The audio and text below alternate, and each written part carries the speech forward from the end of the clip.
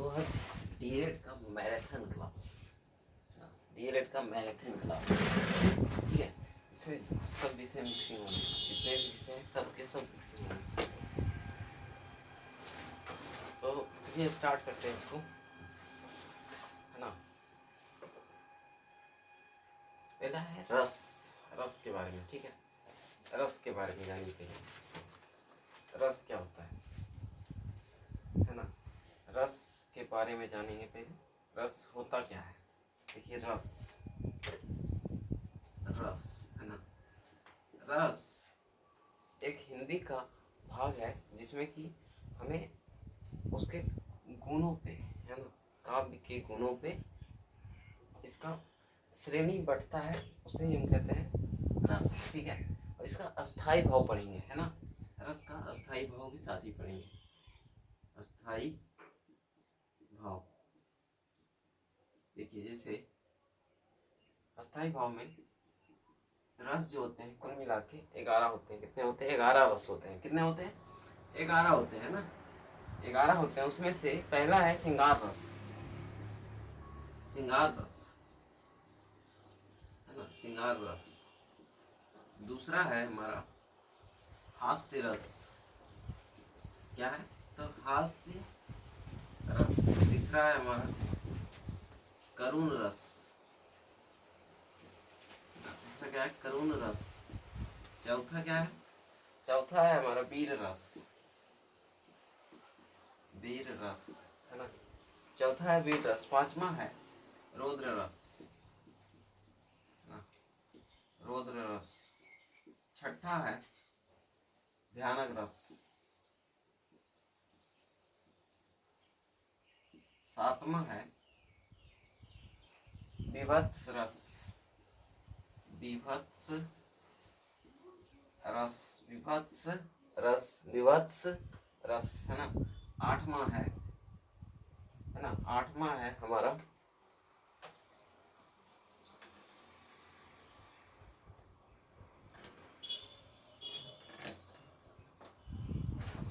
ठीक है, आठवां रस का नाम है अद्भुत रस, अद्भुत रस। नौवां है शांत रस।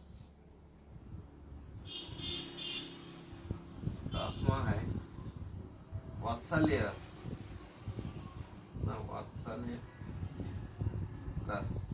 11वां है भक्ति रस, है ना। कुल मिला के कितना रस है? तो 11 है, ठीक है। कुल मिला के कितना रस? तो 11 रस, ठीक है, 11 रस।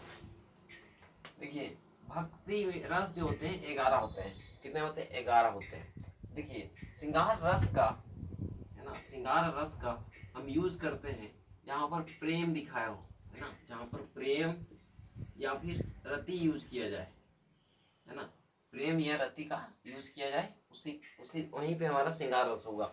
जहाँ पे आपको प्रेम मिल जाए, रति मिल जाए, है ना, रति मिल जाए या प्रेम मिले, आपको प्रेम जैसा फील हो जहाँ पर, आप वहाँ पे श्रृंगार रस यूज कीजिए, है ना। रति का मतलब होता है श्रृंगार, सजना धजना, है ना। तो श्रृंगार रस के अंतर्गत जहाँ पे सजावट की बात हो या प्रेम की बात हो, तो वहाँ अगर भाव आएगा तो वो श्रृंगार रस का आएगा। हास्य, हास्य का मतलब होता है हंसना, खुशी, है ना, खुशी या हास, है ना। कोई का करुण, करुण का मतलब होता है शोक, दुख में यूज करना। करुण, करुण है, करुण रस हम कब यूज करेंगे? तो जब शोक होगा। क्या होगा? तो शोक होगा। देखिए प्रेम का मतलब होता है लव, है ना, लव या attraction, attraction, attraction, okay. Love या अट्रैक्शन कह सकते हैं। हास का मतलब होता है लव, लव, या फिर कह सकते हैं हैप्पी मूड, है ना, हैप्पी मूड। शोक, शोक का मतलब होता है दुख, सोरो, सोरो जिसको बोलते हैं दुख समय, दुख समय, है ना, दुख का समय है। वीर, वीर का मतलब होता है उत्साहन करना, है ना, उत्साह, उत्साह होना, है ना। वीर रस का मतलब होता है उत्साह, उत्साह, एक्साइटमेंट, एक्साइट, मेंट इसको बोल सकते है ना। एक्साइटमेंट जहाँ हो वहां पे वीर रस यूज होगा। रौद्र, रौद्र का मतलब होता है गुस्सा। रौद्र का मतलब क्या होता है? गुस्सा, या कि कह सकते हैं क्रोध, है ना, क्रोध।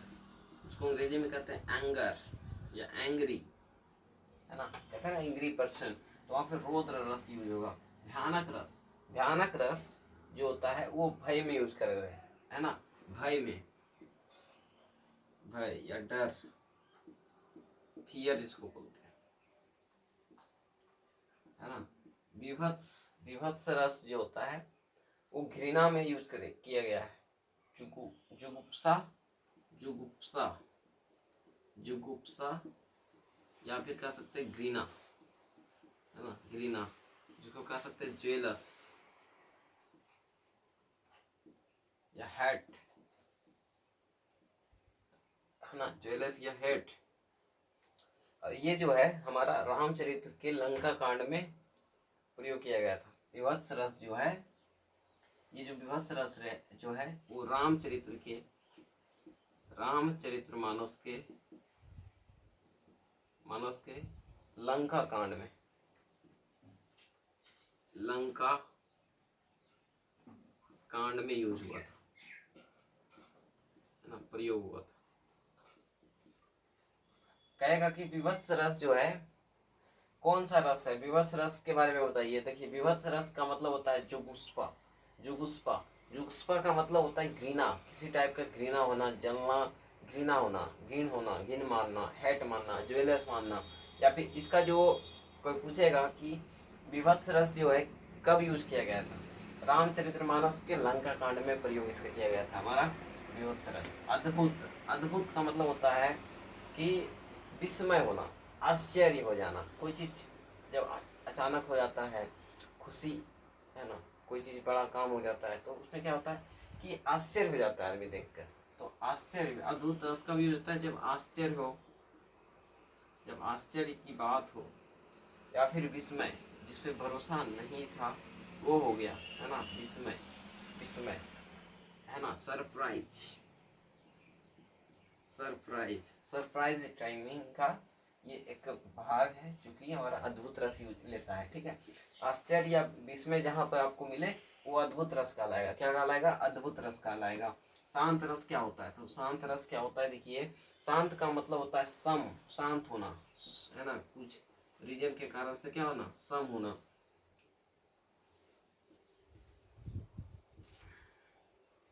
वात्सल्य, वात्सल्य क्या मतलब होता है? प्रेम। वात्सल्य क्या मतलब होता है? वात्सल्य, वात्सल या फिर प्रेम या फिर स्नेह, लगाव, स्नेह या लगाव, है ना, स्नेह या लगाव, है ना। भक्ति, भक्ति का मतलब होता है भक्ति होना, अनुराग, भक्ति या फिर अनुराग, है ना, भक्ति या फिर अनुराग बोल सकते हैं इसको। तो एक बार इसको फिर से ध्यान दीजिए, इसको इम्पोर्टेंट है, हमेशा इम्पोर्टेंट रहेगा ये, क्योंकि ये हमेशा यूज होता है। तो रस का मतलब होता है आनंद। कोई बोलेगा कि रस का मतलब बताओ पहले, तो रस का मतलब होता है आनंद। क्या होता है? रस का मतलब आनंद होता है। रस का मतलब क्या होता है? आनंद होता है, आनंद, आनंद भयो, आनंद भयो। रस का मतलब क्या होता है? आनंद होता है। देखिए असाधारण और निर्वाचन आनंद की अनुभूति होता है, उसे ही रस कहते हैं। रस से पूर्ण वाक्य को वाक्य काव्य कहा जाता है। आचार्य विश्वनाथ जी ने साहित्य दर्पण में काव्य के बारे में लिखते हैं कि वाक्य रचनात्मक काव्य है। ठीक है, अर्थात रचनात्मक वाक्य को ही काव्य कहते हैं, है ना। तो ये सब याद रखना है। तो अभी इसको क्या कीजिए आप, फिर से रिवाइज मारिए। देखिए अगर आपको रस के बारे में बोले, अगर कोई चीज़ सेंटेंस पकड़ने के लिए कि ये कौन सा रस है, तो जहाँ जहाँ आपको प्रेम मिलेगा, रति मिलेगा, भाव मिलेगा, एट्रैक्शन मिलेगा, है ना, तो वो हमेशा श्रृंगार रस के अंतर्गत आएंगे। हमेशा किसमें आएंगे? श्रृंगार रस के अंतर्गत आएंगे। अगर हास या खुशी के बारे में विवरण होगा उस सेंटेंस में, उसे हम हास्य रस कहेंगे। उसको क्या कहेंगे? हास्य रस कहेंगे। करुण, करुण का मतलब होता है शोक, सोरो, सोरोफुल, है ना, शोक होना, दुख, दुखी का समय जब आएगा तो उसमें करुण रस होगा। वीर रस का मतलब होता है उत्साह, एक्साइटमेंट, एक्साइटमेंट। ओके। रौद्र, रौद्र रस का मतलब होता है गुस्सा या क्रोध, गुस्सा या क्रोध होता है, जहाँ पे एंग्री होना, एंग्री हो जाना कोई चीज, जैसे जैसे ये मार कर गया कभी कभार, एक बार गिरा कोई दिक्कत नहीं, 2 बार गिरा कोई दिक्कत नहीं, 3 बार गिरा कोई दिक्कत नहीं, 4 बार गिरा कोई दिक्कत नहीं, लगातार गिरते रहेगा तो क्रोध तो आएगा ही। तो वहाँ पे अगर गुस्सा, गुस्सा क्रोध जो होता है वो रौद्र रस के अंतर्गत आएंगे। किसमें आएंगे? रौद्र रस। रौद्र का मतलब वही होता है रुद्र रूप, है ना, महाकाल का रुद्र रूप देखे हैं, है ना, तांडव करने लगते हैं ना, तो वहाँ पे रौद्र रस जो यूज हुआ है गुस्सा या क्रोध के बदले में यूज होता है ना, गुस्सा या क्रोध के रूप में यहाँ पर यूज होता है। ठीक है। तो अब देखिए भयानक रस क्या होता है। भयानक का मतलब होता है भय होना, कोई चीज भयानक है उस तभी तो वो भय हुआ, कोई डरावना चीज है, कोई भयानक चीज है तभी तो हमें डर फील होगा। तो अगर भयानक रस के बारे में अगर होगा तो उस सेंटेंस के अंदर भय या फिर डर के बारे में उसमें उजागर होगा, वर्णन होगा, है ना। अब है विवत्स रस। विवत्स रस के बारे में आप जान लीजिए। विवत्स रस का मतलब होता है कि विवत्स, विवत्स का मतलब होता है घृणा होना, ज्वेलस, है ना, ज्वेलस, हैट करना, नफरत करना, ज्वेलस। ठीक है। और विभत्स रस जो है हमारे जो रामचरितमानस के जो लंका कांड है, लंका कांड, रामचरितमानस में जो लंका कांड है ना, उसी में हमारा विभत्स रस का यूज किया गया। अद्भुत रस क्या होता है? अद्भुत, अद्भुत का मतलब होता है आश्चर्य, आश्चर्य, विस्मय, जो हमें सोचा नहीं वो हुआ, तो वो सरप्राइजिंग चीज हुआ। तो उसमें अगर सरप्राइजिंग आपको कहीं पे दिखेगा तो वो अद्भुत रस के अंतर्गत आएगा। उसी प्रकार से अगर सम है यानी शांति, शांति वगैरह रहेगा तो वो शांत रस। वात्सल्य का मतलब होता है स्नेह होना। वात्सल्य, मैं आपसे वात्सल्य हूँ, मैं आपका स्नेही हूँ, मैं आपको मानता हूँ, मैं आपको जानता हूँ, अच्छे से जानता हूँ, स्नेह है, आपसे लगाव है, तो है ना, उसमें प्रेम है, प्रेम भाव है, तो उसमें वात्सल्य रस यूज होता है हमारा। वात्सल्य जिसको कहते हैं स्नेह या लगाव, है ना, अट्रैक्ट होना। भक्ति रस, कोई गुण देखकर अट्रैक्ट होना, उसको क्या कहते हैं? वात्सल्य रस। भक्ति रस किस में आएगा? तो जिसे अनुरागी होना, किसी चीज के अनुरागी हो, जैसे शिव जी का अनुरागी होना, शंकर जी का अनुरागी होना, शिव जी और शंकर जी तो सेम ही है, बजरंगबली, है ना, उनका अनुरागी होना, तो उसमें भक्ति रस यूज करेंगे, है ना, उसमें क्या हुआ? भक्ति रस यूज हुआ। उसी प्रकार से अब रस के बारे में पूरा बढ़िया से जानेंगे, है ना, रस के बारे में क्या करेंगे? बढ़िया से जानेंगे। रस के बारे में एक एक पॉइंट पढ़ेंगे, एक एक पॉइंट, कुछ नहीं छूटने वाला। देखिए वात्सल्य रस हो गया। अब देखिए रस के बारे में जानिए। तो रस का मतलब होता है आनंद। ठीक है, रस का मतलब क्या होता है? आनंद होता है, ये हमेशा जानिएगा। रस का मतलब क्या होता है? आनंद। देखिए एक है हमारा आचार्य विश्वनाथ जी, जिसका नाम है आचार्य विश्वनाथ जी, जो कि साहित्य दर्पण, साहित्य दर्पण पुस्तक है हमारा, है ना, उनका कृति है साहित्य दर्पण।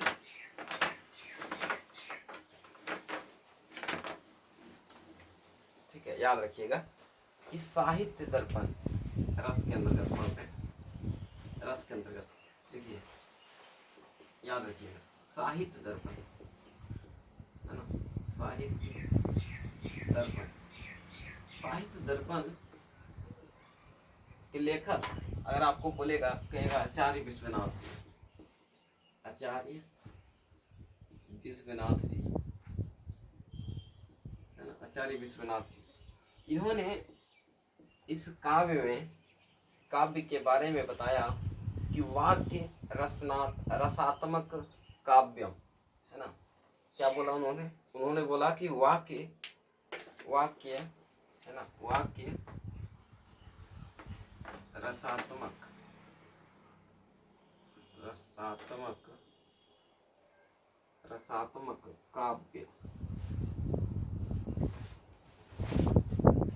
काव्य, है ना, बोला उन्होंने, यही बोला, यही वाक्य बोला उन्होंने, बोला कि वाक्य, है ना, वाक्य रसात्मक काव्य, मतलब कि जो हमारा वाक्य है रस, अर्थात हम कह सकते हैं कि रसात्मक वाक्य को ही, है ना, काव्य कहते हैं। इसका मतलब होता है कि जो रसात्मक वाक्य होते हैं, है ना, रसात्मक जो वाक्य होता है, रसात्मक वाक्य को ही हम काव्य कहते हैं। क्या कहते हैं उसको? काव्य कहते हैं। रसात्मक वाक्य को ही हम काव्य कहते हैं। तो इन्होंने, किसने बोला? तो साहित्य दर्पण में आचार्य विश्वनाथ जी ने बोला कि वाक्य रसात्मक काव्य, मतलब कि इसका अर्थ हुआ कि जो रसात्मक वाक्य होते हैं उसे ही हम काव्य कहेंगे, है ना। अब देखिए नेक्स्ट टॉपिक क्या है। नेक्स्ट टॉपिक है हमारा कि आचार्य रामचंद्र शुक्ल ने रस को काव्य की आत्मा कही है। देखिए, काव्य की आत्मा, रस को, याद रखिएगा कि रस को काव्य की आत्मा, है ना, काव्य की आत्मा किसने कहा, है ना, काव्य की आत्मा किसने कहा? तो आचार्य रामचंद्र शुक्ल जी ने, आचार्य रामचंद्र शुक्ल जी ने बोला, है ना, आचार्य रामचंद्र शुक्ल जी ने बोला रस को काव्य की आत्मा। रस को काव्य की आत्मा किसने बोला? तो आचार्य रामचंद्र शुक्ल जी ने बोला। आचार्य रामचंद्र शुक्ल जी के बारे में जानते हैं। देखिए, हम जानते हैं, एक ही पॉइंट जानते हैं, रामचंद्र शुक्ल जी जो है, जो रस है उसको काव्य की आत्मा बोला, काव्य की आत्मा बोला था, ये याद रखिएगा। देखिए, भारत मुनि ने अपने नाट्य शास्त्र में लिखा है कि विभाव, अनुभाव और संचारी भावों के संयोग से रस की निष्पत्ति होती है ना, याद रखिएगा। आचार्य भरत मुनि ने नाट्य शास्त्र में केवल 8 रसों का चर्चा किया है ना। आचार्य भरत मुनि, है ना, भरत मुनि के बारे में बात करते हैं। देखिए, भरत मुनि ने नाट्य शास्त्र के अंतर्गत इन्होंने बताया 8 रस के बारे में, है ना। उसमें से जो शांत रस है, शांत रस को रस नहीं माना था। जो शांत रस है इसको रस इन्होंने नहीं माना। भरत मुनि जो है वो नाट्य शास्त्र में 8 रसों का वर्णन किया है। केवल कितना? तो 8 रसों का, है ना। तो 8 रसों का चर्चा किया है, ठीक है। केवल भरत मुनि ने नाट्य शास्त्र के अंतर्गत केवल 8 रसों का क्या किया है? वर्णन किया है। क्वेश्चन नंबर नेक्स्ट चलते हैं। नेक्स्ट नंबर में कहता है कि आचार्य अभिनव गुप्त ने कहा है कि नवो अपि शांतो रसा कहकर 9 रसों को काव्य में स्वीकार किया।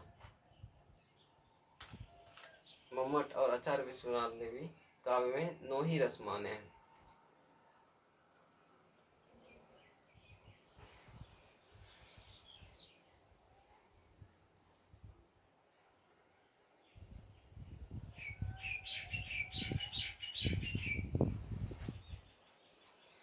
ठीक है,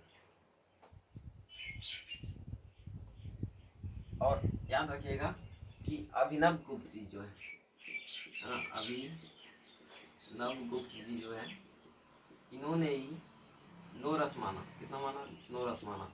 साथ ही साथ याद रखिएगा कि जो हमारा जो आचार्य विश्वनाथ जी जो है ना, विश्वनाथ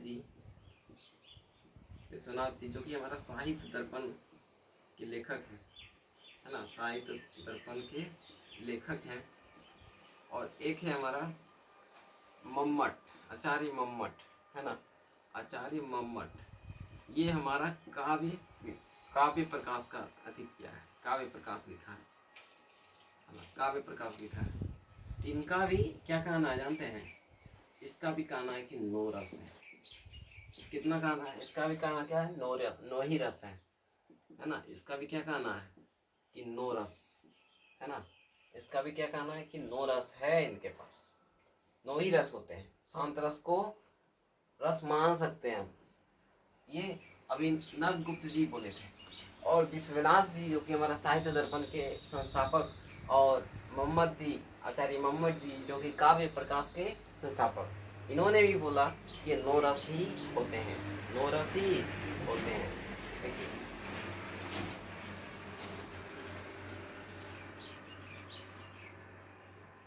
याद रखिएगा कि भाषा में शब्द और अर्थ की दृष्टि से अगर सौंदर्य उत्पन्न करता है ना, याद रखिएगा भाषा के अंतर्गत अगर शब्द और अर्थ की दृष्टि से देखा जाए, शब्द और अर्थ की दृष्टि से अगर देखा जाए कि अगर सौंदर्य उसमें आ रहा है ना, अगर उसमें सौंदर्य आ रहा है तो वो हमेशा हमेशा क्या हो जाएगा, सौंदर्य का मतलब होता है आभूषण।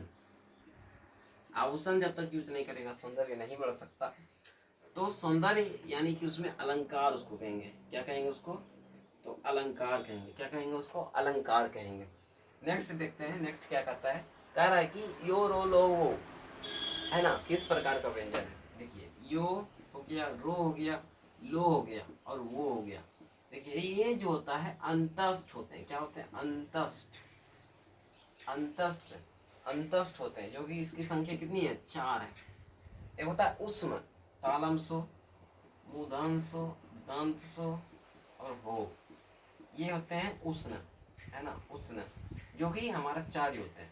ठीक है, ये भी कितने होते हैं, 4 होते हैं। नेक्स्ट देखते हैं, नेक्स्ट क्या करता है। देखिए कह रहा है कि अतः अब यही माना जाता है कि रस जो होता है 9 प्रकार का होता है, किंतु आगे चलकर 2 अन्य रस वात्सल्य और भक्ति रस को भी शामिल करने पर इनकी संख्या 11 ही हो जाती है। माना गया कि 11 ही होता है, माना कि कितना, 9। पहले तो देखिए, पहले तो बोला कि 8 होगा, है ना। पहले कौन बोला, भरत मुनि जी क्या बोले अपने नाट्य शास्त्रों में, भारत मुनि जी जो है अपने नाट्य शास्त्रों के अंतर्गत 8 रस को वर्णित किया। लेकिन जो हमारा अभिनव गुप्त जी जो है वो 9 रस को बारे में बताया, क्योंकि जो शांत रस इन्होंने छाड़ दिया कि ये शांत रस जो है ये रस नहीं हो सकता, तो अभिनव गुप्त जी जो है इसको नौमी जो होगा वो शांत रस ही है, इन्होंने साबित किया। अभिनव गुप्त जी जो है उन्होंने साबित किया। उसमें से आचार्य विश्वनाथ जी और आचार्य मोहम्मद जी ने भी कहा, जो कि विश्वनाथ जी, आचार्य विश्वनाथ जी हमारे साहित्य दर्पण के प्रकाशित हैं, प्रकाशन किए हैं, और मोहम्मद जी, आचार्य मोहम्मद जी ने काव्य प्रकाश का प्रकाशन किया। इन्होंने ही बताया, इन्होंने बताया, पहले अभिनव गुप्त जी ने बताया कि 9 रस होते हैं, लेकिन आचार्य विश्वनाथ जी और आचार्य मोहम्मद जी ने भी बताया कि 9 रस ही माने जाते हैं और 9 रस होंगे, बिल्कुल होंगे। फिर धीरे धीरे क्या हुआ कि 9 रस तो हो गया, लेकिन कुछ समय के बाद फिर 2 रस जुट गया। कौन कौन सा, एक है वात्सल्य, है ना, देखिए वात्सल्य, है ना, वात्सल्य, ये था हमारा 10वां। वात्सल्य का मतलब होता है स्नेह, है ना, वात्सल्य का मतलब क्या होता है, स्नेह, है ना। वत्सल का मतलब क्या होता है, वात्सल का मतलब होता है स्नेह। ओके, और एक होता है भक्ति रस। 11वां क्या जुटा, भक्ति रस, भक्ति रस। देखिए भक्ति रस का मतलब होता है भक्ति या फिर अनुरागी, है ना, अनुरागी, स्नेही या जिगृपा, जिगृपा, है ना, जिगृपा होता है। तो जो हमारा वात्सल है और भक्ति रस है, ये 10वां और 11वां हुआ, है ना, 10वां और 11वां हुआ। अगर कहेगा कि हिंदी के अंतर्गत कुल रस कितने, देखिए कोई पूछेगा, मान लीजिए कोई पूछ लिया कि हिंदी के अंतर्गत कुल रस की संख्या, तो कुल रस की संख्या 11, लेकिन काव्य रस की संख्या 9। कितना, तो 9। कुल रस की संख्या 11, काव्य रस की संख्या 9, काव्य रस की संख्या 9। देखिए रस के जो अनिराव तत्व होते हैं, अंगत, पहला होता है हमारा स्थायी भाव, दूसरा होता है विभाव, तीसरा होता है अनुभाव, चौथा होता है हमारा संचारी भाव, जो कि कुल मिला के 33 होते हैं। कितने होते हैं, 33 होते हैं।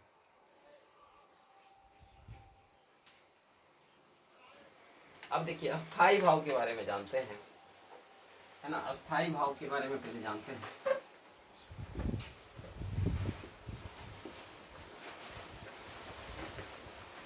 देखिए अस्थाई भाव के बारे में जानते हैं। अस्थाई भाव।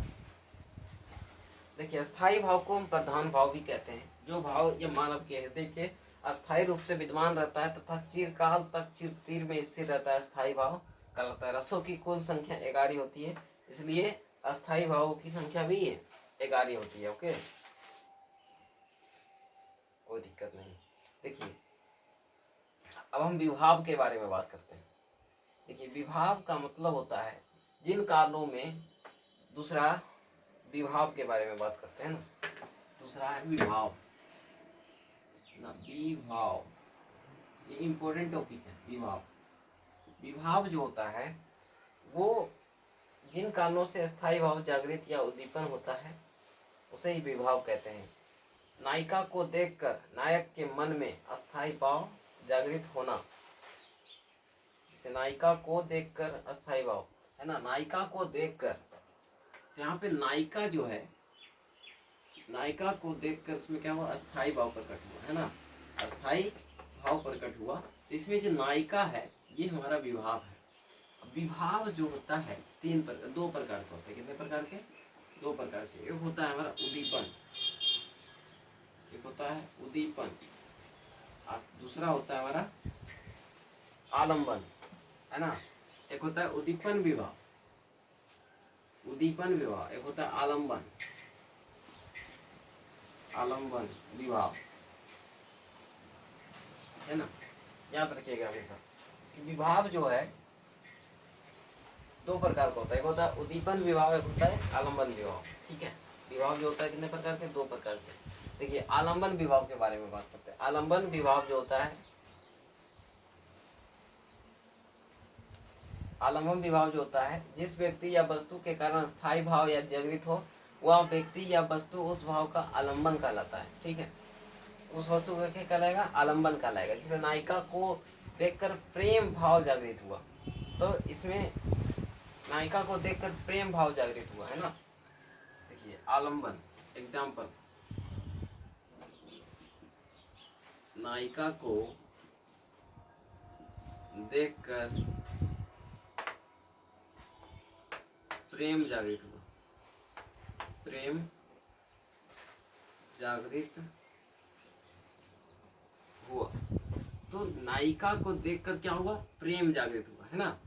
देखिए नायिका को देखकर प्रेम जागृत हुआ, तो इसमें जो है नायिका जो होगा, है ना, यहाँ पे जो नायिका होगा ये वाला जो होगा आलंबन हो जाएगा। क्या हो जाएगा? आलंबन हो जाएगा। ठीक है, आलंबन हो जाएगा। जैसे हाथी को देखकर भय नामक अस्थाई भाव जागृत हुआ, है ना। पहला एग्जाम्पल ये हुआ। दूसरा एग्जाम्पल, हाथी को देखकर, है ना, हाथी को देखकर भय का, है ना, भय का अस्थाई जागृति भाव हुआ। तो इसमें देखिए हाथी को देखा, हमें भय प्राप्त हुआ। तो यहाँ पे हाथी जो है, हाथी ये क्या हो जाएगा? आलंबन हो जाएगा। क्या हो जाएगा? आलंबन विभाव, है ना। क्या हो जाएगा? तो आलंबन विभाव हो जाएगा। ठीक है, आलंबन विभाव हो जाएगा। हमेशा याद रखिएगा। आलंबन भी 2 प्रकार का होता है। आलंबन विभाव जो होता है ये भी 2 प्रकार का होता है। एक होता है आश्रय लंबन, एक होता है विस्मय लंबन, है ना। आलंबन भी जो होता है 2 प्रकार का होता है। आलंबन भी कितने प्रकार के? तो 1 प्रकार, 2 प्रकार के। तो एक होता है आश्रय, आश्रय लंबन। दूसरा होता है विषय, विषय लंबन, विषय लंबन। 2 प्रकार का होता है। एक होता है आश्रय लंबन, एक होता है विषय लंबन। देखिए जिसके मन में भाव जगे वो आश्रय लंबन, तथा जिसके भाव में भाव जगे, जिसके मन में भाव जगे वो आश्रय लंबन, तथा जिसके कारण भाव जगे उसे विषय लंबन, है ना।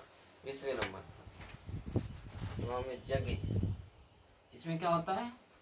जिसमें क्या हो, मन में भाव जगे, है ना, मन में। ध्यान दीजिए आश्रय लंबन का मतलब होता है जिसके मन में भाव जगे, मन में भाव जगे,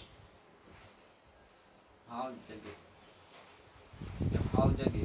और विषय लंबन का मतलब होता है, विषय लंबन का मतलब होता है जिसके कारण से भाव जगे, जिसके कारण से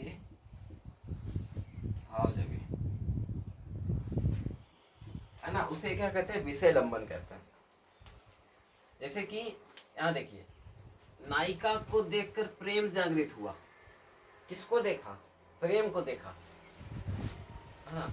नायिका को देखकर नायक, है ना, यहाँ पे देखिए, देखिए नायिका को देखकर, नायिका को, नायिका को देखकर नायक को, है ना, नायक को मन में, मन में प्रेम भाव, प्रेम भाव जागृत हुआ। देखिए इस तरह से अगर नायिका और यहाँ पे नायक, तो नायिका यहाँ पे कौन है, नायिका है यहाँ पे, नायिका को देखकर नायक के मन में प्रेम भाव जागृत हुआ। किसके मन में जागृत हुआ, तो नायक के मन में। तो नायक जो हो जाएगा आश्रय हो जाएगा, क्या हो जाएगा, आश्रय लंबन। नायक जो हो जाएगा क्या हो जाएगा, आश्रय लंबन हो जाएगा। और जो नायिका है, हमारा जो नायिका होगा, कि किसके कारण से हुआ भाव है, किस कारण से इसको प्रकट हुआ, तो नायिका को देखने के बाद प्रकट हुआ। तो यहाँ पे नायिका जो होगा, है ना, नायिका जो होगा वो हमारा विषय लंबन होगा। ये विषय है, ये इसका विषय है कि इसके कारण से ये प्रेम इसको जागृत हुआ, ये विषय लंबन हो जाएगा, है ना, विषय लंबन हो जाएगा। क्या हो जाएगा, विषय लंबन। ओके, कोई दिक्कत नहीं। अब चलते हैं नेक्स्ट चलते हैं,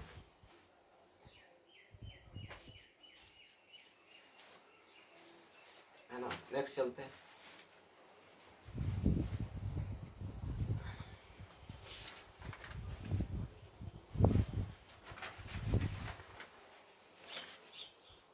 अभी रस को ही देखते हैं बढ़िया से, ठीक है, उसके बाद कुछ होगा।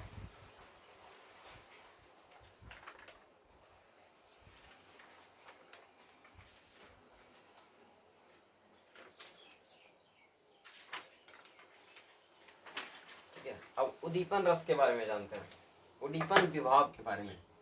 जैसे ये जो है विभाव जो है ना, विभाव जो होता है दो प्रकार का होता है, एक होता है उद्दीपन विभाव, एक होता है आलम्बन विभाव। इसमें एग्जांपल क्या हुआ कि आलम्बन विभाव का क्या हुआ कि नायिका को देखकर प्रेम जागृत हुआ। नायिका किसको देखा, नायिका को देखा, तो क्या जागृत हुआ, प्रेम जागृत हुआ। तो यहाँ पे नायिका को हुआ, जिसको होगा उसको आलम्बन विभाव कहेंगे। हाथी का देखकर भाई जागृत हुआ, तो यहाँ पे देखिए, यहाँ पे एक ही करता है, करता एक ही है, भाव प्रकट भी कौन कर रहा है, खुद कर रहा है, यहाँ पे कोई दूसरा आदमी नहीं है।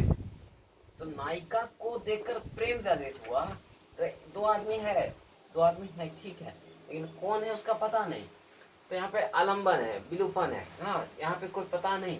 तो यहाँ नायिका को देखा है, तो नायिका को देखा है, तो यहाँ पे आलम्बन मारिए। उसी प्रकार से कौन हाथी को देखा जिसके कारण से भाई ऊपर प्रकट हो गया, तो इसमें भी पता नहीं, तो इसमें भी हमारा क्या हो जाएगा, आलम्बन विवाह हो जाएगा। ठीक है, अब देखिए, अब आलम्बन पढ़ लिया मैंने, दूसरा पढ़ेंगे उद्दीपन विवाह के बारे में, है ना। ठीक है, इसके बारे में जान लिया, और इसके बाद भेद का भी बारे में पता चल गया कि एक होता है आश्रय लंबन, एक होता है विषय लंबन। एक होता है आश्रय लंबन, एक होता है विषय लंबन। आश्रय लंबन का मतलब होता है जिसके मन में भाव जगे, और एक होता है विषय लंबन। विषय लंबन का मतलब होता है जिसके कारण से भाव प्रकट हुआ, जिसके कारण से भाव प्रकट हुआ, उसे हम कहेंगे विषय लंबन, है ना, उसे क्या कहेंगे, विषय लंबन कहेंगे।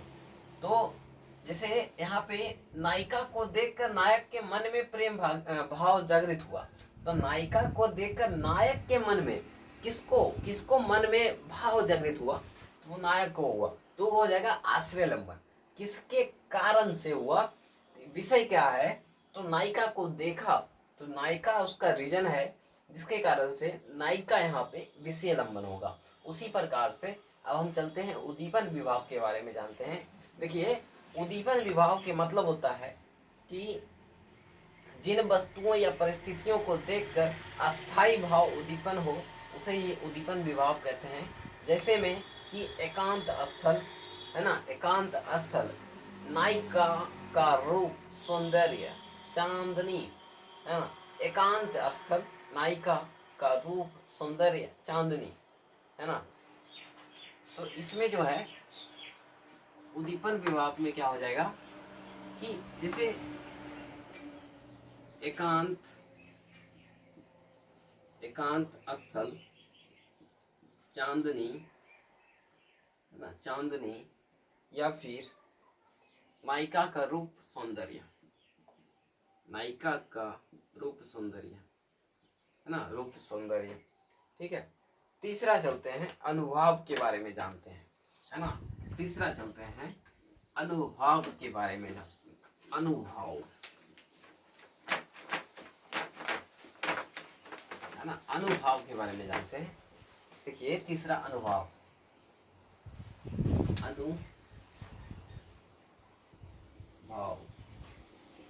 है ना। अनुभाव का मतलब होता है, देखिए, कि मनोगत भावों को व्यक्त करने वाले शारीरिक और मानसिक चेतनाएं अनुभव कहलाती है। जैसे शेर को देखकर है ना, शेर को देखकर रोंगटे खड़े हो गए है ना, शेर को देखकर रेंगटे क्या हो जाते हैं, रोंगटे क्या होते हैं, खड़े हो जाते हैं भैया।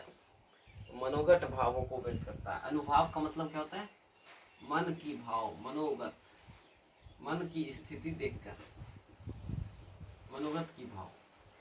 इसमें शारीरिक चेष्टा है ना, शारीरिक और मानसिक दोनों चेष्टा यूज होता है ना, मानसिक चेष्टा यूज होता है। इसका रीजन है फॉर एग्जाम्पल कि शेर को देखकर है ना, शेर को देखकर रोंगटे खड़े हो गए, रोंगटे खड़े हो गए है ना, हो गए।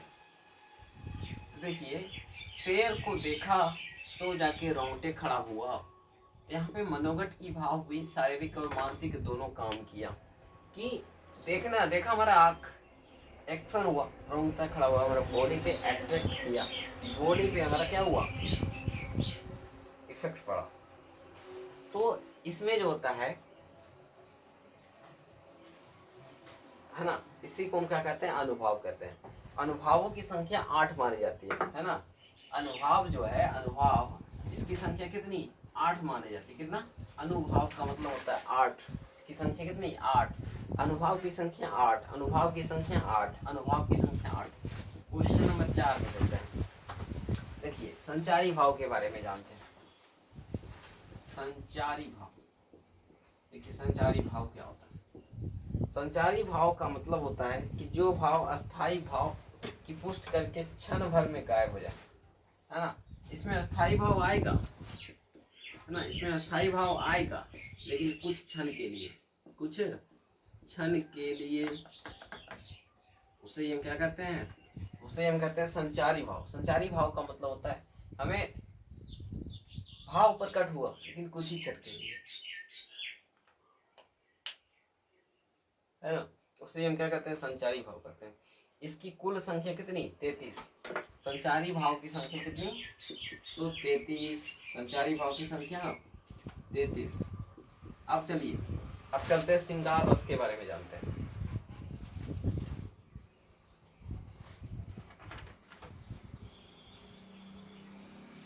अब जितने भी रस होते हैं उसको बारी बारी से पढ़ेंगे, है ना।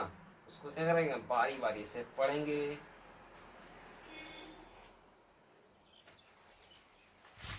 जितना भी रस है हमारा 11, एक हो गया, 1 2 3 4 5 6 7 8 9 रस तो फिक्स है कि पढ़ना है, पहचानने बहुत ही जरूरी है भाई साहब, है ना। बहुत जरूरी चीज है। इसी से काम ही होगा, इसी से क्या होगा, काम होगा। लेट किए बिना चलते हैं। श्रृंगार रस। श्रृंगार रस क्या है? श्रृंगार रस है हमारा कि नायक जो है नायिका को सौंदर्य तथा प्रेम संबंधी वर्णन को परिपक्व अवस्था को श्रृंगार रस कहा जाता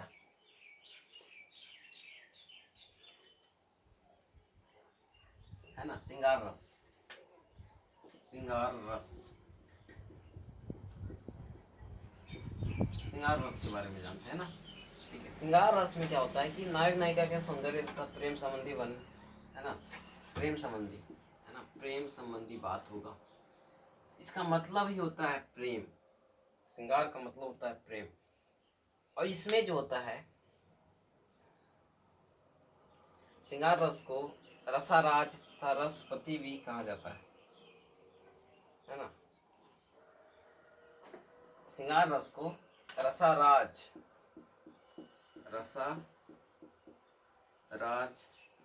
या फिर रसपति भी कहा जाता है ना, रसपति भी कहा जाता है। श्रृंगार रस को, श्रृंगार रस के अंतर्गत प्रेम संबंधी बात होगी और इसे रसाराज या फिर इसको क्या कह सकते हैं, रसाराज भी कह सकते हैं या फिर इसे रसपति भी कह सकते हैं श्रृंगार रस को। ठीक है, श्रृंगार रस जो होता है दो प्रकार का होता है। श्रृंगार रस कितने प्रकार के? दो प्रकार के होता है। संयोग रस, संयोग श्रृंगार, एक होता है क्या चीज? संयोग श्रृंगार। दूसरा होता है क्या चीज? दूसरा होता है वियोग श्रृंगार। दूसरा क्या होता है? वियोग श्रृंगार। कितना? दो प्रकार के हो गया। श्रृंगार कितने प्रकार के? श्रृंगार रस कितने प्रकार के? दो प्रकार के। श्रृंगार रस कितने प्रकार के? दो प्रकार के। कौन कौन? संयोग श्रृंगार, दूसरा कौन? वियोग श्रृंगार। संयोग श्रृंगार, वियोग श्रृंगार, संयोग श्रृंगार, वियोग श्रृंगार, संयोग श्रृंगार, वियोग श्रृंगार, संयोग और वियोग। संयोग श्रृंगार के बारे में बात करते हैं। संयोग श्रृंगार का मतलब होता है कि जहाँ नायक और नायिका के संयोग के बारे में वर्णन हो। एक जंगल है तेरी आंखों में जिसमें मैं खो जाता हूँ, तू किसी रेल सी गुजरती है, मैं किसी पुल सा ठहराता हूँ, है ना। तो ये हुआ हमारा संयोग रस, संयोग श्रृंगार। अब वियोग, इसमें क्या हो कि जहाँ नायक और नायिका का वर्णन होता है, जैसे निशिदिन बरसत नयन हमारे, सदा रहती पावस ऋतु हम पे, जब ते श्याम सिधारो। ठीक है, याद रखिएगा।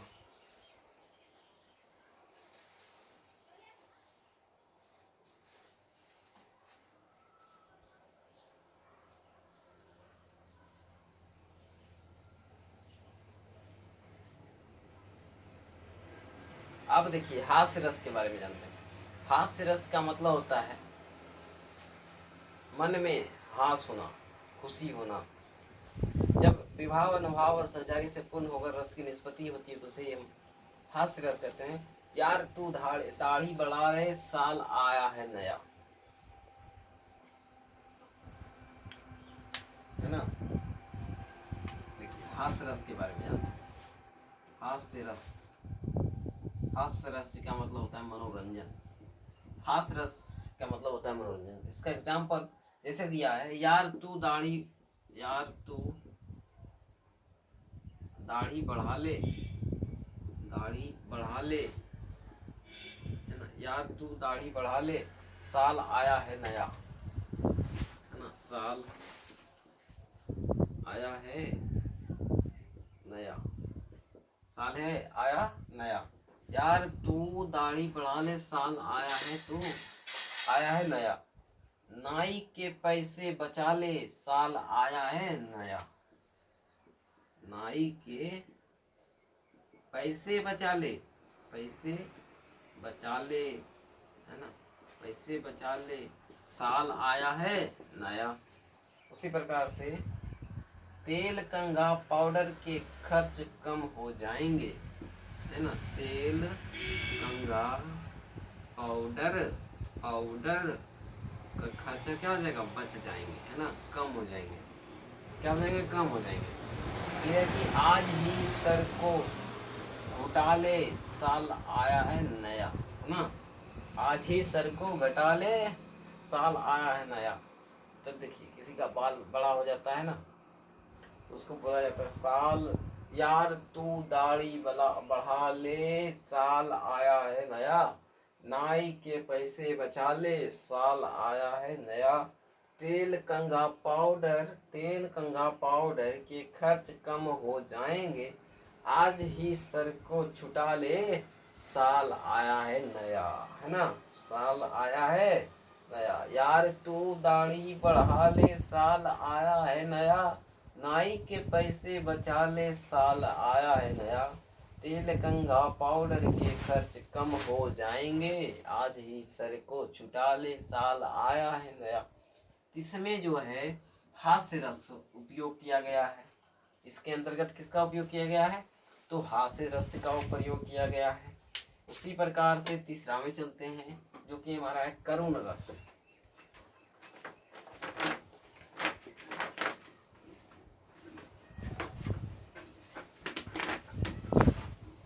तीसरा हमारा क्या है, करुण रस।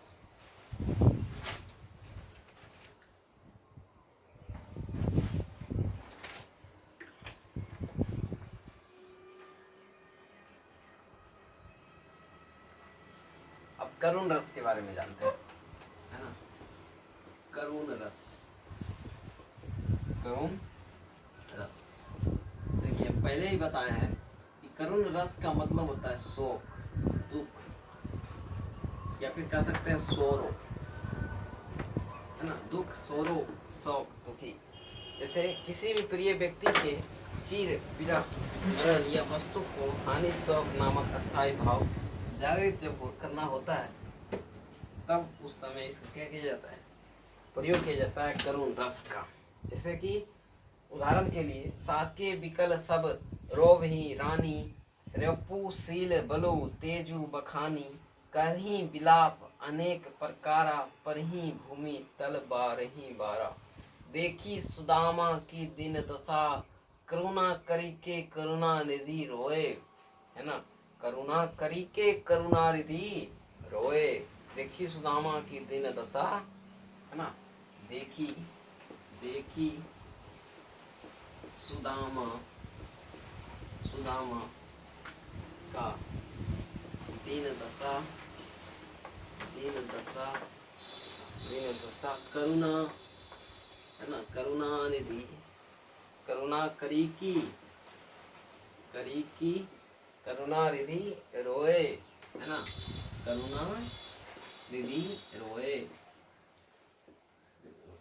रोए, है ना, रोए। इसमें जो है करुण रस उपयोग किया गया, जहां पर मरण वगैरह का बात हो, वस्तु की हानि की बात हो, है ना, वहां पे ये हमारा क्या होता है, करुण रस का उपयोग किया जाता है। अब देखिए वीर रस के बारे में। वीर रस का मतलब होता है वहां पे वीरता दिखाना, उत्साह दिखाना, युद्ध करना, दया करने।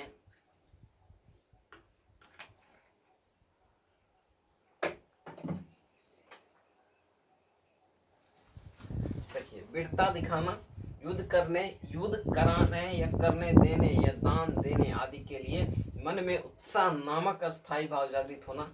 यही अस्थायी भाव जब विभाव, अनुभाव और संचारी भाव से पूर्ण होकर रस की निष्पत्ति करता है, तो उसे ही हम वीर रस कहते हैं। जैसे वीर तुम बढ़े चलो, धीर तुम बढ़े चलो, वीर तुम बढ़े चलो, धीर तुम बढ़े चलो। है ना। चौथा है हमारा वीर रस। वीर रस, वीर रस के मतलब है कि वीर तुम बढ़ते चलो, वीर तुम बढ़े चलो, बढ़े चलो, धीर तुम बढ़े चलो, धीर तुम बढ़े चलो, ना, धीर तुम बढ़े चलो, वीर तुम बढ़े चलो, धीर तुम बढ़े चलो। सामने पहाड़ हो कि सिंह की दहाड़ हो। है ना, सामने, सामने पहाड़ हो कि सिंह की दहाड़ हो। है ना, सिंह की दहाड़ हो। पहाड़ हो, तुम कभी रुको नहीं, तुम कभी झुको नहीं, तुम कभी रुको नहीं, तुम कभी झुको नहीं, तुम कभी झुको नहीं, है ना, झुको नहीं। जिसे करुण रस शोक दुख सोरो, ये नहीं कि देखी सुदामा का दीन दशा, करुणा करके करुणा रिधि रोने लगे।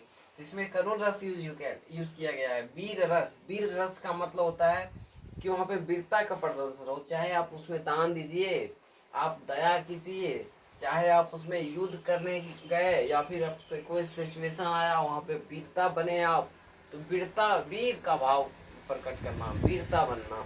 जैसे इसी का एग्जांपल देख लीजिए ना, वीर तुम बड़े चलो, धीर तुम बढ़े चलो, सामने पहाड़ हो कि सिंह की दहाड़ हो, तुम कभी रुको नहीं, तुम कभी झुको नहीं। वीर तुम बढ़े चलो, धीर तुम बढ़े चलो, सामने पहाड़ हो, सामने पहाड़ हो कि सिंह की दहाड़ हो, तुम कभी रुको नहीं, तुम कभी झुको नहीं, है ना, याद रखना। वीर तुम बढ़े चलो, धीर तुम बढ़े चलो, सामने पहाड़ हो कि सिंह की दहाड़ हो, तुम रुको नहीं, तुम झुको नहीं, है ना। एक बार और, वीर तुम बढ़े चलो, धीर तुम बढ़े चलो, सामने पहाड़ हो या सिंह की दहाड़ हो, तुम रुको नहीं, तुम झुको नहीं। वीर तुम बढ़े चलो, धीर तुम बढ़े चलो, ठीक है।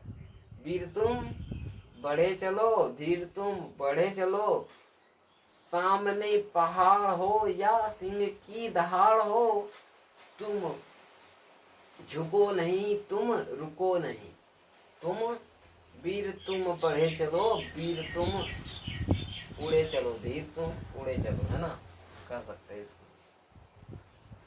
अब देखिए पांचवा, रौद्र रस के बारे में जानते हैं। देखिए रौद्र, रौद्र रस, रौद्र रस, रौद्र रस का मतलब क्या होता है? रौद्र रस का मतलब होता है क्रोध, है ना। रौद्र रस का मतलब क्या होता है? क्रोध। जहाँ पर क्रोध हो, जैसे जो राउर अनुशासन पाऊ, कंदुक ईव ब्राह्मण उठाओ, काचे घट जीवी डारिया फोरी, सको मेरू मिलू इब तोरी। जो आपका आदेश पाएगा, गेंद जैसा ब्रह्मांड उठाएगा, है ना। कच्चा घंटी घड़ी, है ना, कच्चा घंटी फोड़ी, कोई अथी नहीं हो जाता, है ना। जो आपका आदेश अथी करेगा, पालन करेगा, वही तो आपका अथी होगा, ब्रह्मांड, गेंद जैसा ब्रह्मांड उठाएगा पालन करने पर, ठीक है। पालन करने पर जो होगा, बहुत कुछ होगा, विकास तो होगा ही होगा। उसे में ही क्रोध करके बोला है कि कच्चा घड़ी जैसा, काचे घट काचे घट जिमी डरियो फोरी, सको मेरू मूले इब टोरी, है ना, वही वाला हाल है। दूसरा, धनुष तुमने धनुष तोड़ा शशि शेखर का, है ना, तुमने धनुष तोड़ा शशि शेखर का, यानी शिव जी का, मेरे नेत्र देखो इनकी आग में डूब जाओगे, है ना। परशुराम, है ना, परशुराम वीएस लक्ष्मण, बहुत खतरनाक, है ना। तुमने धनुष तोड़ा शशि शेखर का, मेरे नेत्र देखो इनकी आग में डूब जाओगे। रुद्र रस, रुद्र रस, भयानक रस के बारे में जानते हैं। भयानक रस, देखिए भयानक रस क्या होता है। देखिए, लंका की सेना तो कपि के गर्जन से रब काप गई, हनुमान के भीषण दर्शन से विनाश ही भाप गई। लंका की सेना तो कपि के गर्जन से रब काप उठी और हनुमान के भीषण दर्शन से विनाश ही काप गई। अब चलते हैं विभत्स रस ना। विभत्स रस, विभत्स रस का मतलब होता है, विभत्स रस का मतलब होता है कि घृणा होना, जुगुस्पा, जुगुस्पा, जुगुस्पा यानी घृणा होना, है ना, ग्रीन होना, जैसे कि साहित्य रचना में बहुत ही कम यूज होता है ना। विविध रस का जो है साहित्य रचना में बहुत ही कम होता है, लेकिन तुलसीदास ने अपने रामचरित्र मानस के, है ना, रामचरित्र मानस के लंका कांड में कई जगह इसका प्रयोग किया है ना। विभत्स रस का जो है, जो तुलसीदास है, तुलसीदास जी जो है वो रामचरित्र मानस में, है ना, रामचरित्र मानस में कई जगह इसका प्रयोग किया गया है ना। विभत्स रस का बहुत जगह उपयोग किया गया है। लंका कांड, रामचरित्र मानस के लंका कांड में, है ना, लंका कांड में प्रयोग किया है, बहुत बार प्रयोग किया है। जैसे आंखें निकाल उड़ जाते, क्षण भर उड़ कर आ जाते, सब जीव खींच कर कोवे, चुगला चफला कर खाते, भोजन में खान लगे, मुर्दे थे भू पर लेटे, खा मांस चाटे, लेते थे चटनी सब बहते बेटे, है ना। ये हुआ विवत्स रस, है ना। और रुद्र रस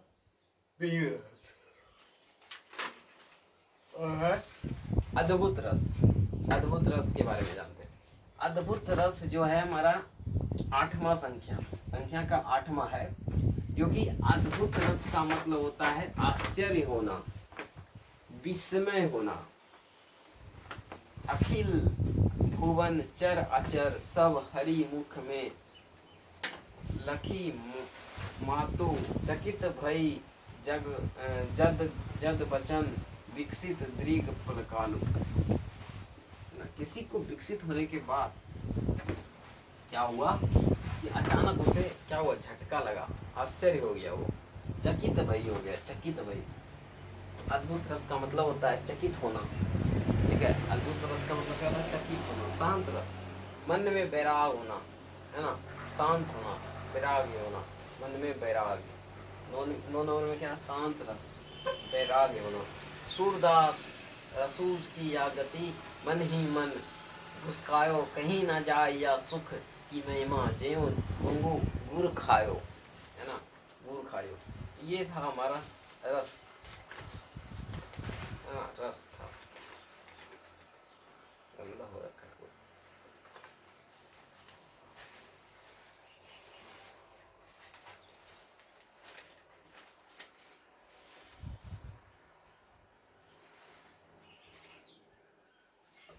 अब कुछ मैथ देखना है ना, कुछ मैथ देखना है, मैथ देखेंगे, उसके बाद होगा कुछ संख्या का चयन।